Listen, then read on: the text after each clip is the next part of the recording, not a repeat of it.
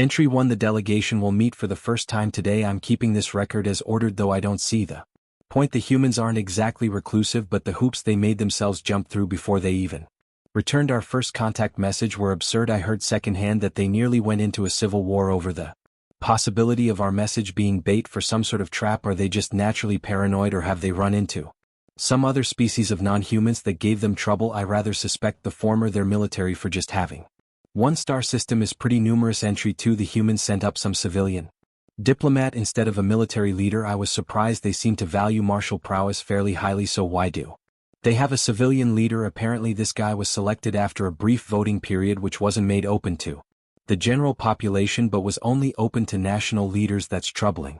National leaders in a spacefaring species, that can only mean delays in the future. Entry 3. A few more diplomats came up today with huge stacks of portable computers. Our translators already added the one language they have used so far to the universal system, so we didn't have any trouble deciphering the data from the computers. Apparently they want to know as much as possible about us, and in exchange they provided a bunch of information about themselves, their history, some more language dialects we didn't have covered yet, and some of their own star maps. I was stunned.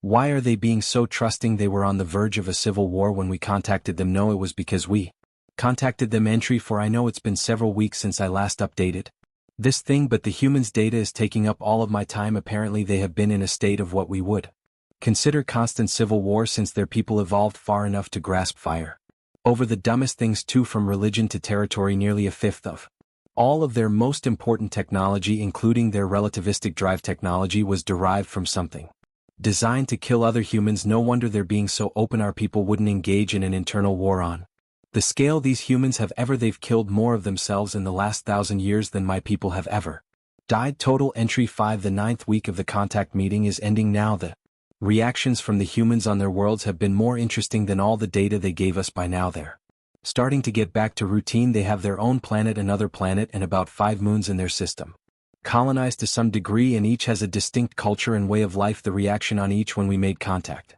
was the same. They flipped out and their peoples were seized by everything ranging from panic to joy, but now their reactions have stabilized to the extent that I don't think we're going to get a reaction out of them unless we create some further provocation. The most read news articles on their electronic communication networks are more about domestic problems and entertainment and their economies than they are about us. Are humans just more comfortable in routines, or are they frustrated with our lack of diplomatic progress? I'm confused.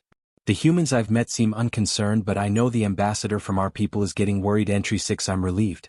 The human ambassador met me personally today informally here on the ship. He said that he could tell that I was getting worried about the negotiations and he wanted to address me personally. I asked how he could tell I was worried when he had only met our species for the first time less than 100 solar cycles ago, and he replied that it was all part of being a diplomat. I stated outright that I was confused by the seeming lack of disruption on the part of the people below. He said that there were plenty of people who were disrupted, but that most of the humans in the system had already decided to wait and see what the outcome of the negotiations were before doing anything. After all, he said, even if my species becomes an active member of the galactic community, most humans will stay right here living their lives, will be affected by galactic politics, new technology and colonization, even assuming that we could find new Earth type worlds out there, but most will want to stay right where they are. I asked him how he could say that when so many of his people had colonized the rest of the system, and he laughed. I think it's completely different when you can see Earth out your window. Entry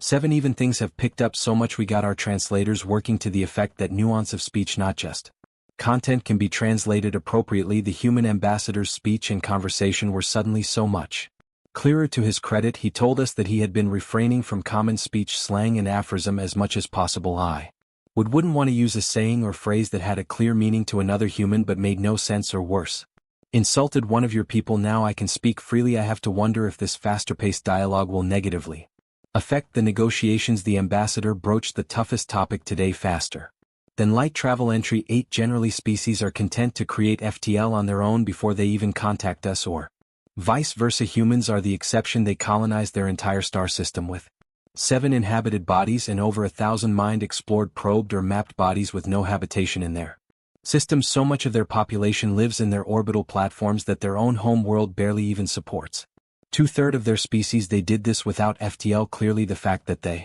have reacted peacefully to our presence rather than precipitously fighting or ignoring us indicates that they are Mature enough to handle faster than light travel, but I am privately concerned one of the human diplomats has already begun copying our speech and movement patterns. I found myself opening up to him without even realizing it.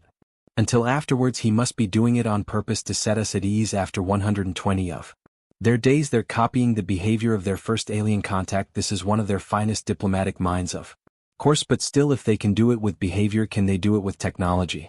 I suspect they will ask for a working FTL drive to study in their next meeting entry, and I am vindicated. It seems I spoke my concerns to the ambassador today, and he agreed that there would be no gifting of FTL technology to the humans, that they would have to earn it on their own. The humans would react poorly, I guessed, but tactfully, as at least a few of them seemed to genuinely care what we think. I was right. Naturally, the human ambassador asked that their people be given a working FTL drive to reverse engineer in exchange for an unspecified piece of technology of theirs. Their technology, the ambassador quickly replied, was inferior to ours in every way save communications, and we had no need for their communications technology. Communicating faster than light is something we can do already. Communicating instantaneously anywhere in their system as they do is a wondrous piece of technology, but not necessary for our people. The human ambassador reacted with shock and surprise immediately, and then quickly became suspicious. I think he may have gleaned that we have discussed this amongst ourselves. How, I cannot guess. We spoke of other things, and the ambassador of the humans seemed mollified by the discussions that followed. Will he broach it again? Probably. Entry 10. The humans surprise us. It is exactly half of 1 year after first contact, and life as I before noted continues. They are fully 1/3 finished with another of their orbital habitation platforms, and we were given a tour of the construction site. Huge robotic construction devices smelt down chunks of or from the many asteroid and lunar mining platforms the humans have throughout their system, fed to them by relativistic drive powered or haulers. The slag is then fed into their forges and reduced to elemental purity, and the refined ore is then crafted still in space into modules, which are then attached to the frame of the space installation. The elemental slag is mostly hydrogen, oxygen, nitrogen, and silicon. In this system they use these things to make air and computers, apparently, which are then used in the construction of their platforms. I am astounded they have created the most efficient industrial complex we have ever seen. By necessity they lack FTL, so in the absence of easily reachable resource deposits that they can mine on their colonies, they simply process asteroids into something useful. Another reason to deprive them of FTL. If they can prosper in such piety, how will they react to plenty? Entry 11. Disaster. One of the probes that the humans use to drag the ores they extract from their asteroid belts slammed into our ship today. Our force fields held, but the drone was wrecked beyond repair, and the asteroid deflected towards Earth. It now moves only a few times faster than the speed of sound, leisurely by space travel standards, but it is colossal. It will depopulate the part of the planet it hits. Surely. I am told that the probes and our haulers use a computer guidance system to slip into Earth orbital slots with their payloads, where the ores are removed by the pace and need that the human construction schedule dictates. If we had not been in the path of these probes, this would have never happened. The humans provided us with a copy of the ore hauler schedules to avoid just such a calamity. How did this happen? What will happen to Earth? Entry 12. We have come to a conclusion. The crew and diplomatic staff have decided that we will divert the asteroid into the Earth's sun using our own ship to provide the stopping mechanism. Our fields are not recharged. The impact will kill us. We are not committing lightly. Fully half the crew said that we should abandon the humans to their fate and continue on negotiating. Some of the rest said that we should do all that we can without destroying ourselves, but I and the ambassador disagree. We did this. Our misgivings about their technological level aside, the humans should not be driven to near extinction by their own first contact. Entry 12. Addendum. Bizarrely enough, all is well.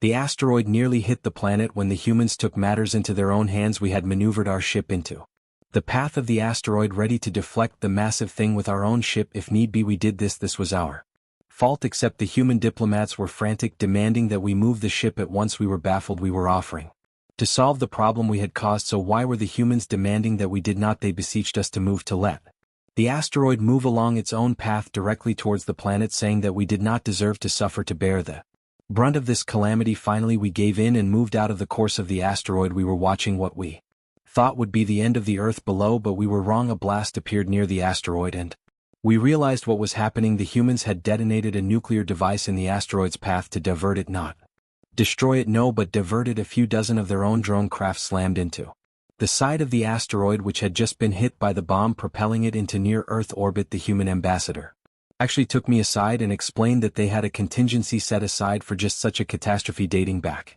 To when they had first created the mining drone and our hauler network, he told me that the technology they had first employed to create the interplanetary or haulers had originally been far more primitive and unable to precisely calculate the appropriate course and speed to get the asteroid safely back to Earth. The asteroid diversion weapons and drones had been created to reduce any risk and total shock. I asked why they had done this and, almost as importantly, why they had been willing to risk such a mining venture if they knew such a potential problem existed. Necessity is the mother of invention, he replied. Entry 1350 days have passed since the asteroid incident, and the humans' reaction has been alarming. Civilian populations and not a few military across the system are clamoring for attention, some demanding that the human diplomats apologize for what they have done as if the humans see this, others demanding that we suffer for this transgression, others yet launching into wild speculation. Above it all, the human ambassador has changed the tack of these negotiations completely. Now all he seems to ask about is the justice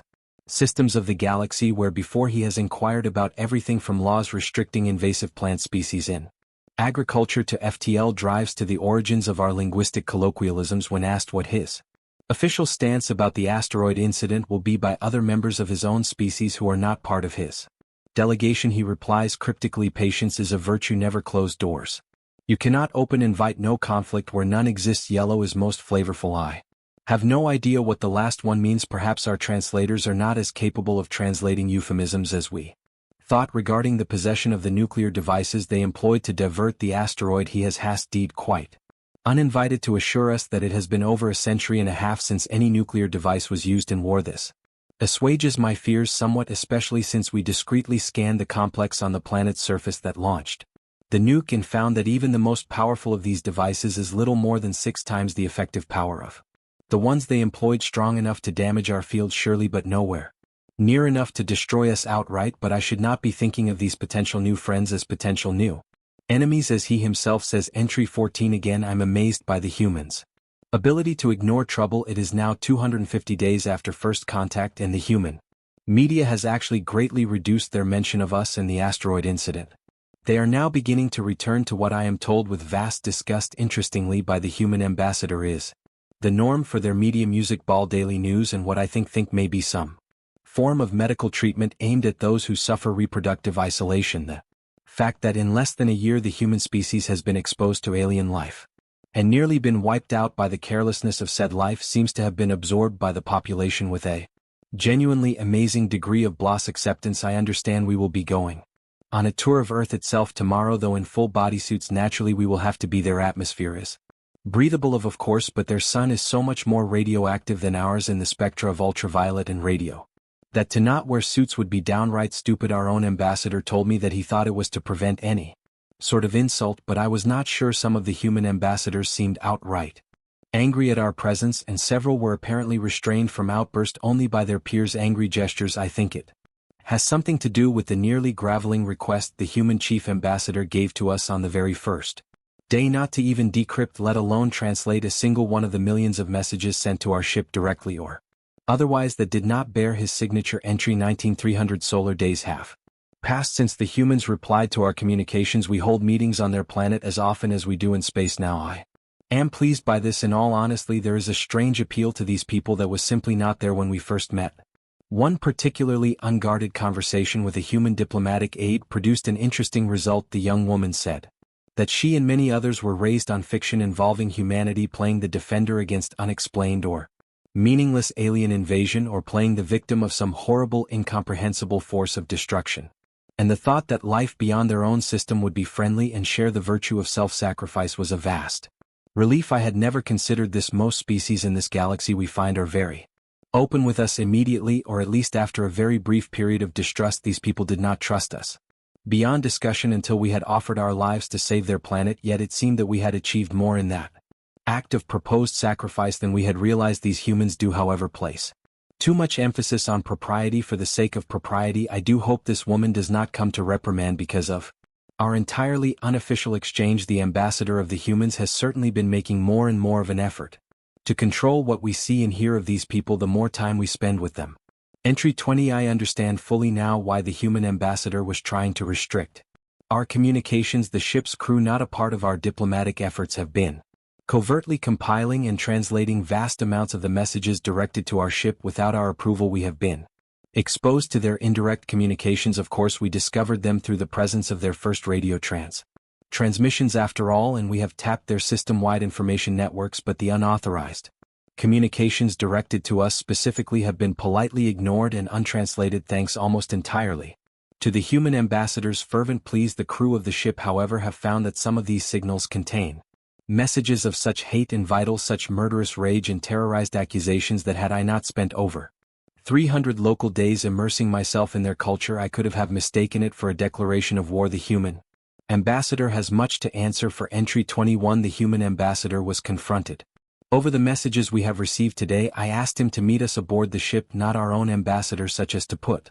him at ease. He met us without his various aides and diplomats, with nobody but him, his second, the ambassador, the ship's captain, and me present. We tried a tactic that I suggested myself, placing transcripts of the communications before him with no comment. He picked them up curious and riffed through them, displaying a chemical reaction that drained much of the blood from his face. His second could stand to look at the communique no more than he looked through a few pages before seemingly getting the gist, dropping them on the table and looking at us blankly. Our ambassador asked him what he had to say on behalf of the people who sent the messages, and he replied only after a few seconds of staring at the table, I wish they did not exist. Imagine the room, the three of us sitting across from two human diplomats who looked so nervous they could have been taken for gravely ill, not one of us even saying a word. I do not know how long we sat like that. Finally the ambassador asked the obvious, just to ensure no meaning was lost. The people or the messages? The people. The ambassador replied sadly, people so afraid of what they're unfamiliar with that they hate it. It's an instinct we should have shed by now. Entry 22. The human ambassador seemed disarmed, even resigned. Why should he not be? He been caught in a lie of omission. The ship's captain spoke next. Some of these people are threatening violence against the diplomats under my protection. Why should I permit that? The human ambassador's second looked rather sullen at the word permit, but did nothing. The human ambassador acted as if he had not heard. Humans are tribal people by nature, and we did not evolve as the pinnacle predator, so we treat cultures we have not experienced and potential threats we have not faced before with great skepticism. Why do you think we suddenly allowed you to visit Earth after the incident with the asteroid? You showed a virtue we share, willingness to sacrifice. It's easier to relate to someone who acts like you. Then why did the hateful messages not cease entirely? I asked. The human ambassador shook his head. Because, sir, the human race is a fractious one. We do not think with one mind or share one opinion. Why do you think we still have the United Nations around? The more humans there are in a room, the more inevitable the disagreements are. He actually smiled. It's about the only thing that makes normal human diplomacy bearable. The educated mind likes nothing more than a disagreement, but these messages are not invitations to a debate. I pressed. Some are open messes of hate, and many humans are stupid. The human ambassador replied with disgust, products of intolerant upbringing or ideology. Suppress them. Then the captain said with equal disgust, never. The human ambassador said with sudden vigor, all humans of any importance agree on this. Everybody has a right to be wrong anyway. He said with somewhat less passion, nothing is more attractive to the dispossessed than an officially sanctioned bad idea. Entry 23. 11 lunar cycles, just over 300 local days, have passed since I arrived. The humans have given up pressing for FTL drive technology completely now, seeing that it will get them nowhere. We have addressed the humans directly without a buffer of diplomats at the UN headquarters or through proxies like the ambassador. We spoke on their interplanetary data network using their admittedly superior instantaneous broadcaster. The human ambassador has recovered quickly from the shock we gave him, much to his credit.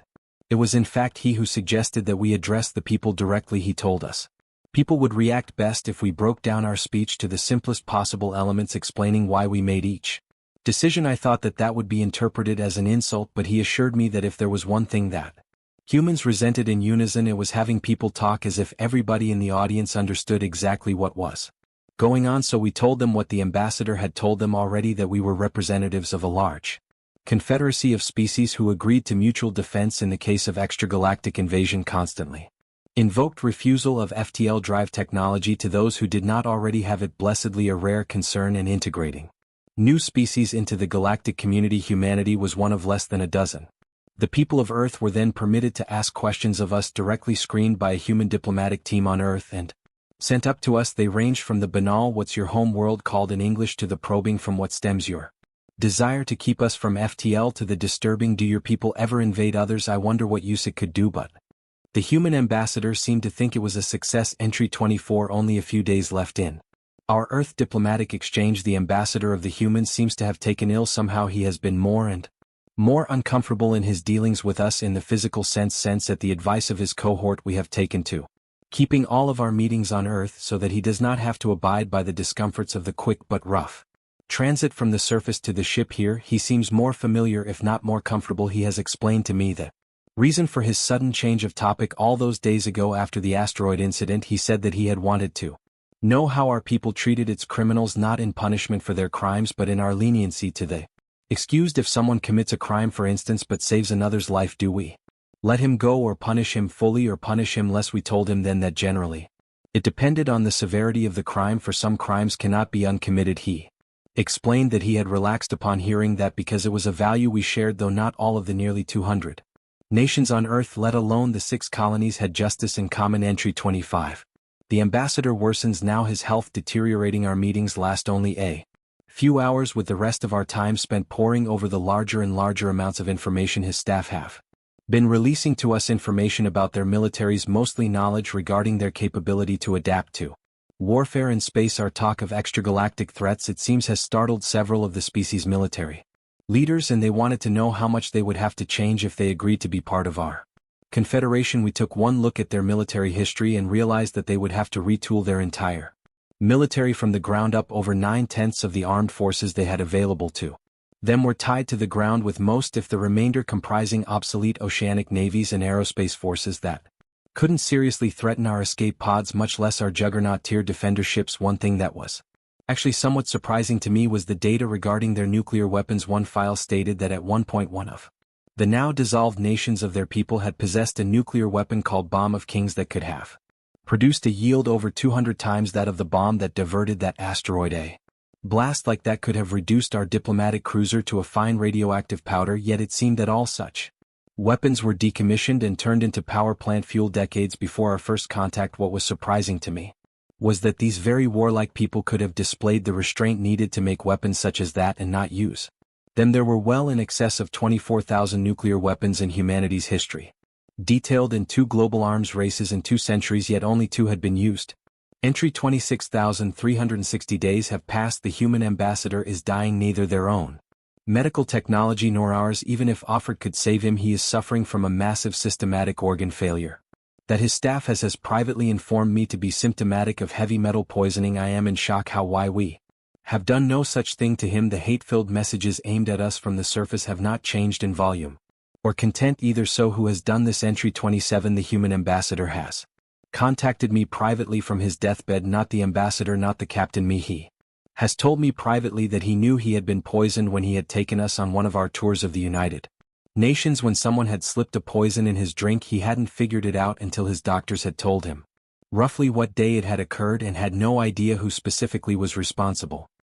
He told me to contact the ambassador and captain on his behalf and tell them and instruct them to tell nobody else. I asked him why I was to keep it secret, and he told me that he wanted us to make a decision. He then broke the connection before I could ask him what he meant. Needless to say, I am apprehensive. The man knows he's been poisoned in the final days of the negotiations, so keeping it quiet when the culprit is unknown I can understand, but why would he distrust the rest of our crew and diplomats? Had he suspected us, he would never have told us. Entry 28. The human ambassador is perhaps the boldest being I have ever encountered in all my centuries of life. Surely he cannot have planned for every single outcome of this venture. Surely he cannot predicted what we would do. Not now, after less than a year of knowing of our existence, after 40 days of crippling illness. Surely he could not, and yet here we are now on the final day of the conference. He announced live to the whole species that he had less than a day to live, and that he knew that one of the diplomats on his trusted staff had poisoned him in the UN. He then cut the 3 of us into the transmission streaming from the bridge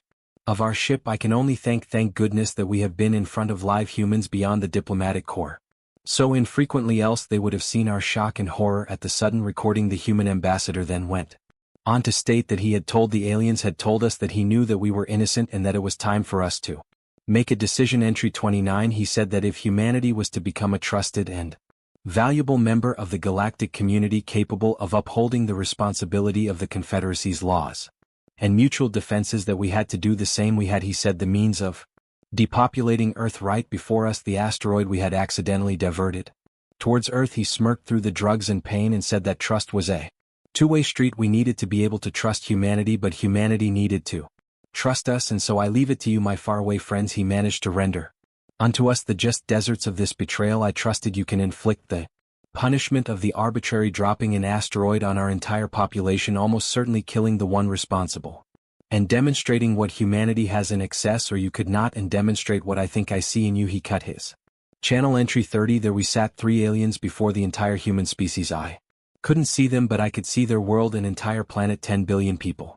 With 3 aliens controlling them all, every single one of our communications channels from radio to data stream to the instant cast relay we were using to broadcast was active with unheard highlies.